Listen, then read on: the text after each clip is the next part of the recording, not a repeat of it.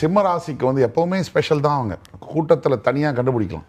Dress பண்ணுற விதத்துலேருந்து எல்லாத்துலேயுமே இந்த இந்த ஆண்டு பார்த்தீங்கன்னு சொன்னால் சிம்மத்துக்கு வந்து கண்டிப்பாக ஜாக்கிரதையாக இருக்க வேண்டிய ஒரு ஆண்டு நம்பர் 1.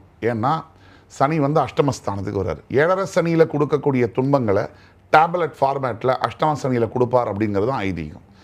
ஆன்டிசிபேட் பண்ணணும், நம்ம எதிர்பார்க்கணும். ஐயோ எதுவுமே நடக்காது அப்படிலாம் இல்லை, நடக்கும். ஆனால் அதை வெல்லணும். விதியை வெல்லக்கூடியது உங்களுடைய ஆன்மீக ஈடுபாடாலும் தெய்வத்து மேலே நீங்கள் வச்சிருக்கிற நம்பிக்கையாலும் நீங்கள் செய்யக்கூடிய நல்ல காரியங்கள்லாம். உங்களோட பூர்வ புண்ணிய ஸ்தானத்தை குரு வந்து பார்க்க போகிறாருன்னா அங்கே பலமாயிடுது. பூர்வ புண்ணியம் உங்களை காத்து நிற்கிறது. கடவுள் வந்து அப்போ என்னப்பா இந்த வந்து ஆண்டவனே உங்கள் பக்கம்பான்னு சொல்கிறோம். அந்த மாதிரி ஆண்டவன் வந்து சிம்மத்து பக்கம் இருக்கார்.